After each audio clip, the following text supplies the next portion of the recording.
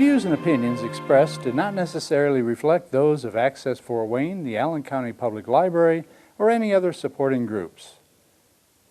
If you'd like to produce a show, call us at 260-421-1250.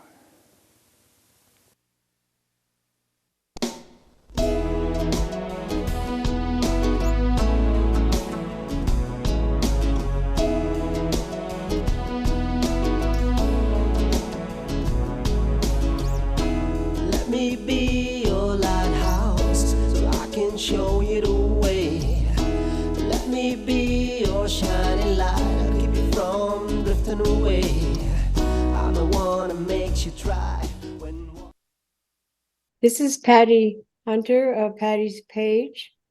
Today's interview, we have on Zoom our special guest, Justine Mercedes. Justine, tell me about what you are doing. First of all, thank you for having me again. It's wonderful to be here. I am the parent of a gender-confused child, and I am the Indiana leader of an online support group for parents who also have gender-confused children. Plus, I am a leader in another Christian group, and we have been dealing with this issue for quite a few years now. I have been involved in efforts to bring awareness, educate, and legislate the situation. How long has this been going on? For me personally, I've been involved 5 or 6 years now. And of course, this thing with the rise in transgender ideology and young people beginning to suddenly identify has been going on for we saw a real rise starting around 2012. Where's this coming from originally? Well, throughout history, only a very minute number of individuals were afflicted with something called gender dysphoria. Yeah. That they felt uncomfortable in their own body and they wanted to identify as the opposite sex. Throughout history, that has traditionally been less than 0.01% of the population, predominantly affected males, and typically surface between the ages of 2 and 4. However, since 2012, there has suddenly been an explosion of young people anywhere around puberty, so early teens to early 20s, and predominantly affecting females, out of the blue suddenly identifying as the opposite sex. And most of these kids had not shown any signs of gender dysphoria growing up and all of that. And of course, it's being called a social contagion because it's amazing how it lines up with the beginning of social media and the explosion of social media right around the 2012 mark. In what country did this start? Did it start in Europe or here? You know? It was probably, I don't know that we actually have an absolute. It has developed in the wealthy countries such as Europe and the United States. And yes, we had individuals in the United States back over the last several decades, both here and overseas, working on this and developing and trying to bring attention to it and helping to grow it. The clinics and such were a little bit more advanced in Europe, though. Over here in the United States, several hospitals now are they doing gender transition operations and hormones? Absolutely. And I forgot what the year was. 2006, I believe the first gender clinic in over 38 years was opened in the United States, because the only one that was open before was closed down decades before that. And today we have hundreds, over 600 clinics, probably way more than that. Multiple of these clinics are for children's gender clinics. And as you're aware, our very own Riley's Children's Hospital here in Indiana Yes. was proudly professed that they were the only gender clinic servicing minors in the state of Indiana. What gave them the right to do that? Not really sure how this came around because it makes no sense. Many of us believe that this goes against the Hippocratic Oath of Sure. both medical and mental health providers. Speaking about mental health, it's not a rumor or anything like that. Mental health and suicide from what they're doing to their own bodies and what other people are suggesting they do to their own bodies to change to the opposite sex. Is that climbing suicide and mental illness from this?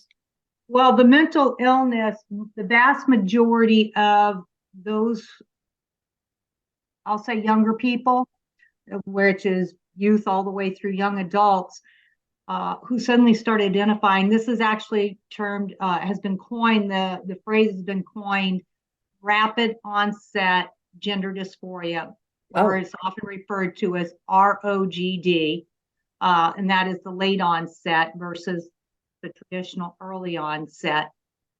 And a large proportion of these kids that are caught up in the ROGD group have a history, pre-existing history of multiple mental health issues such as depression, anxiety. Many have had eating disorders, self-harm. Many are on the autism spectrum. So these kids already were diagnosed and had these before the gender dysphoria or the gender confusion, because some of them really don't necessarily, there's some debate about whether or not these kids actually have gender dysphoria, because most of them are self-diagnosing themselves with gender dysphoria. And what happens is, with traditional therapy, when someone goes in and says they're anorexic or they're depressed, the usual procedure was, well, let's discuss these feelings. Let's explore how you got to this or why you're feeling this way. But the second someone mentions gender confusion, all that goes out the window, and it's affirmation that, yes, you were born in the wrong body. And it is very difficult to find mental health professionals who will address this issue. Why? Without immediately affirming. They're afraid to touch the subject, aren't they? Absolutely. They're very afraid to touch the subject because they are being targeted. They could lose their jobs. Well, So, I'd much rather lose a job than have someone be mutilated surgically or changed, quote, by hormones. Unfortunately, that's the problem with this. And the way this has developed, we have these radical trans activists that have brought this up, but like so many subjects today, it has become political sides. For one side, this group says, this is the way things are, and if you disagree with me, then you're abusive, you're transphobic, you're hateful. There is no dialogue. It's, we said it's this way, therefore it is, and there's no discussion. And they have gone after medical doctors, they've gone after professors, they've gone after all types of professions for people who refuse to jump on this bandwagon. No one is allowed to have a differing view. So it's very sad. And this has happened over several decades, but in particular the last few years, we've seen a very rapid rise in it, and how they're able to have such a voice and there's no discussion anymore. It makes no sense. Is it here in North America, they're doing that to their own children as well as Europe, right? As well as Europe. Yeah, yes. Well, Europe has made a U-turn. Europe's made a U-turn. They have Sweden, the countries that are much more accepting, such as Sweden, have made a U-turn, said, nope. The UK just shut down the Tavistock Children's Gender Clinic. Mhm. was shut down this spring. They were the largest children's gender clinic in the world. Oh, yeah. And it was after a systematic review was done.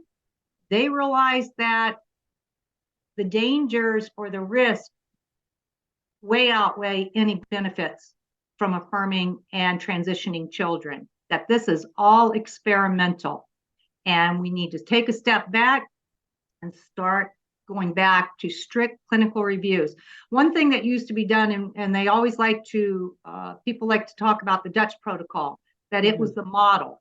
Their model, it was very, very difficult for, because it was based for children, it was very difficult for anyone to actually qualify. The very first thing that they listed and had to be ruled out was pre-existing mental illnesses.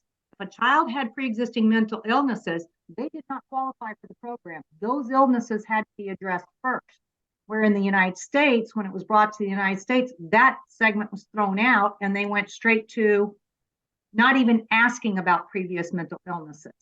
So anyway, the Europe, we have multiple countries now that have banned it. Finland banned it for those under the age of 25 and under, excuse me.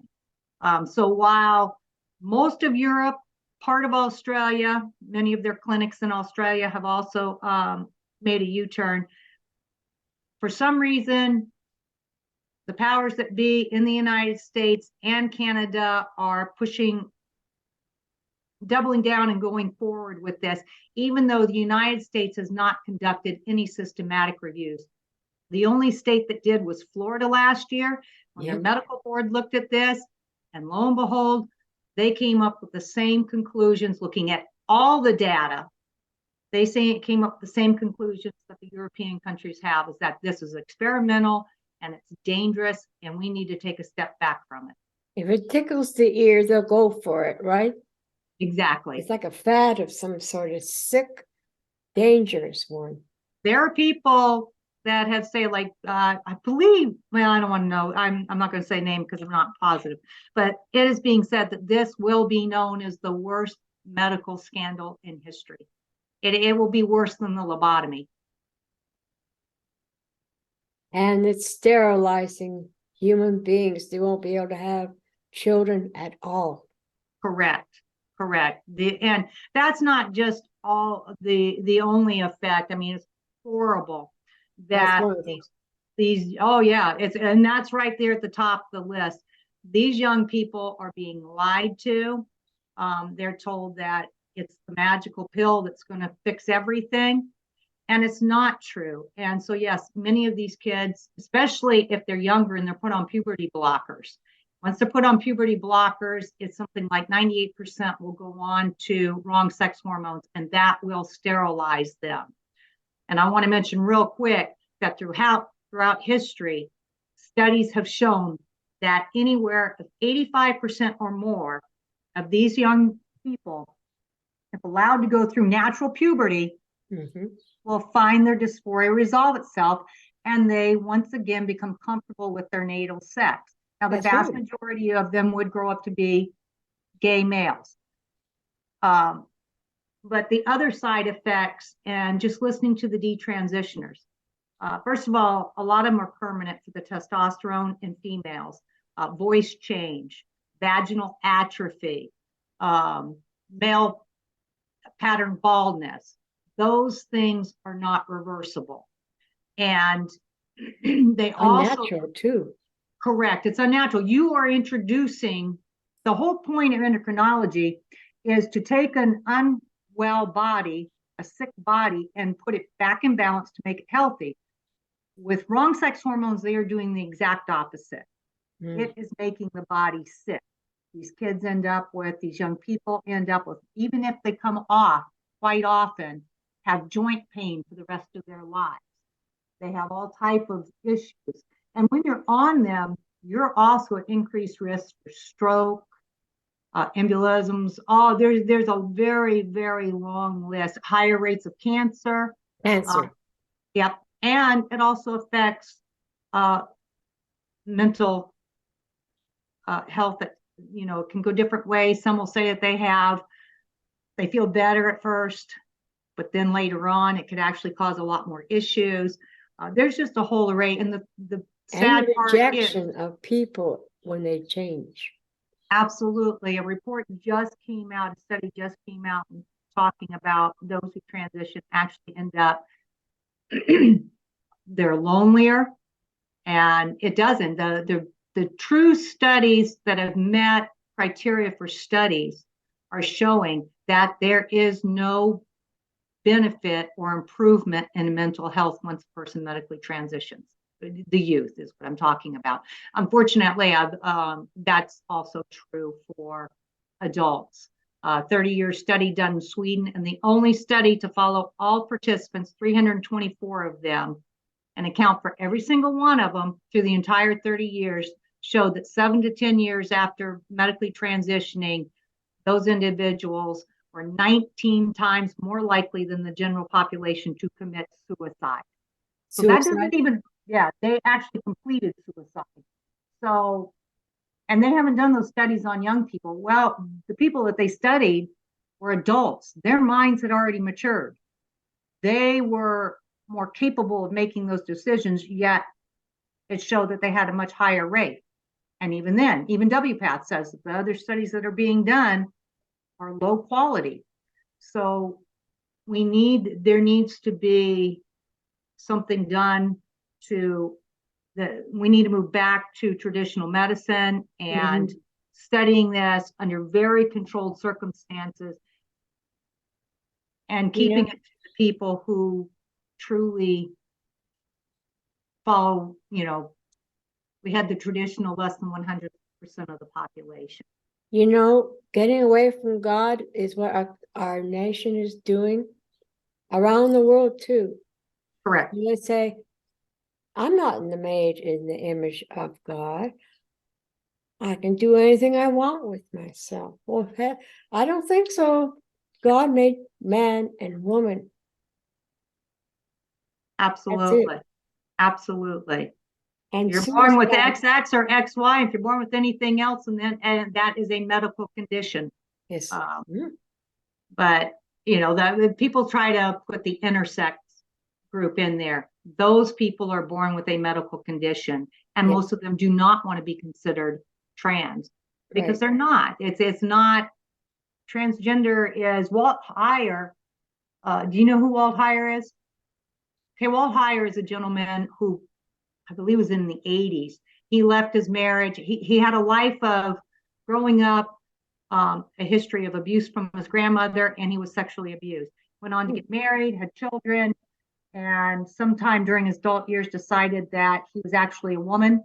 He left his marriage. He medically transitioned, and back then, because I believe it was the 80s, he actually lost his job. And so then he decided to go, and he was a highly intelligent man. Yeah. He decided to go back to school to get another degree, and it happened to be psychology. And during his studies, he realized that he had not explored what had happened to him as a child. And he came out of it. He now has his own website, and he works with those who are confused because he is now married and living, he's been living as a man for many years, for like 25 years now. So like in his words, he says there truly is nothing, there is no true transgender. It's made up. It is they want to be an ideology. Pardon? They want to be something else so badly. They don't like themselves, so they have insecurity and everything about themselves, and they do all that damage to themselves. They get more confused, and some would commit suicide because they couldn't face it. And I also want to distinguish that. I mean, you hit the nail on the head. A lot of these kids just want to be accepted. Yes. They want to be loved. And the thing is, they find these, what we call glitter bomb, the glitter families that, give them glitter bombs of love and all that. We love you, and this is the only place. This is the way that you can change. This is the way you can be happy. Constantly hear, and you'll hear this, if you watch any of the hearings for legislation around the country with these bills that we are trying to ban medical transitioning of children. You'll constantly hear them say, "You're killing trans youth. These kids are going to commit suicide." So first of all, they're telling children they're going to commit suicide. So they do. Yeah, well, actually, they don't. If they have there aren't any cases where children who were not affirmed. Hmm. That is not a true statement. Even Dr. Laura Edwards Leapers brought the Dutch Yes. protocol to the United States. Hmm. She's on record saying there's no evidence these kids will commit suicide if they are not immediately put on hormones. Dr. Bowers and Dr. Anderson, who are both transgender and both into this. Bowers did Jazz Jennings genital surgery, and Anderson is a psychologist or psychiatrist, excuse me, in this in the trans medicine. Both of them are saying we need to take a step back. Puberty blockers are no longer good. We're moving too fast. But another example, we have Partners for Ethical Care is another wonderful organization that's up there. Mhm. And there are over 3,300 members, and these are all families that have gender confused children. And the co-founders, Jeanette and I forgot her name all of a sudden, Donna, have been testifying across the country.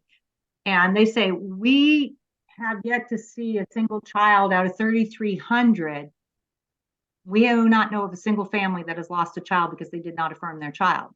However, they have looked at other groups. They'll go and spy on other groups that are affirming families. And sadly, they have seen multiple suicides. So yeah, it's transitioning does not help. These kids have, like I said, the latest report was it's showing they're a lot more lonely.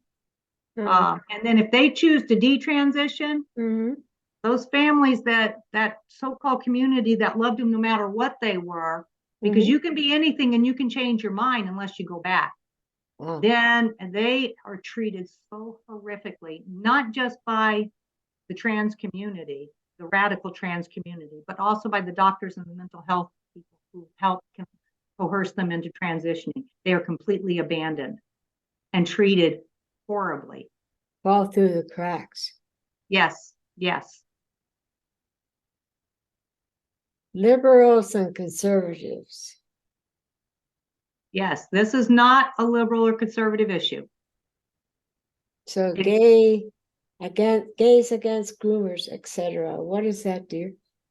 Yes, and that's what I like to tell people is that it's not a gay, it's not a liberal or conservative issue. It crosses all lines. There are a lot of families who raise their children that are very open and would have no problems if their children were gay or lesbian. What they didn't like was when their child was being told, no, you're actually trans, and the only answer is to go medically change your body. That's when they start having issues. So we have groups, like one of the first groups that came out to fight with conservatives, to join hands with conservatives, I should say it, is the Women's Liberation Front. And then we had LGB Alliance. LGB Fight Back was just established. It is the American counterpart of the LGB Alliance, which is out of the UK. We have Scott Nugent, who's a trans person with Trey Voices, and other trans identifying adults throughout the country and the world that are also fighting. And then Gays Against Groomers was formed probably about a year and a half ago. And they also been out there testifying. Same thing. They're gay, but they don't want any of this being done to children. They don't want any of this sexualization or this body modification being introduced to children. This is child abuse. Yes, and Texas Child Services Department actually came out and called it that about 2 years ago. And they're still with our government now, still allowing this to happen. Absolutely. We have a family here in Indiana that lost their child because they refused to affirm him. So the state thought they knew better. State doesn't. No, the state does not. It's a very outrageous case. And it puts fear in the heart of many, many parents because they're trying to do what is best for their children. get them help, which is very difficult because Yes. they can't find they have schools and medical professionals and mental health professionals all affirming their child against their wishes instead of doing traditional therapy. There's books, there's movies. Yes. Yeah, it's everywhere. Social media, all over the place. Brainwash. Yes, they are indoctrinating. I just saw, I'm trying to remember which state it was. I want to say it's on the East Coast. I don't remember. I read something and it was YouTube, and the parent was up saying that he pulled his children from the school because the principal in front of the whole school, elementary school, played some type of tape for the children to view about all the different genders they are. Huh? All the different. Yeah, why is that in our schools? That is indoctrination. That has nothing to do with what the school's supposed to be teaching. Hey, hon, we're almost at the end of our first part 1 of our interview. So we're going to have to bow out for now and get to you part 2. We got more to speak about, a lot more. Godspeed, my love, until we meet again. You're always in my heart and every dream. Don't let this time apart give in to all our fears.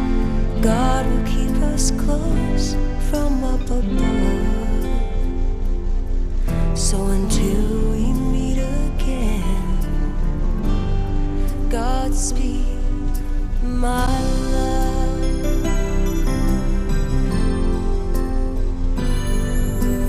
God is with us always, for the rest of all our lives.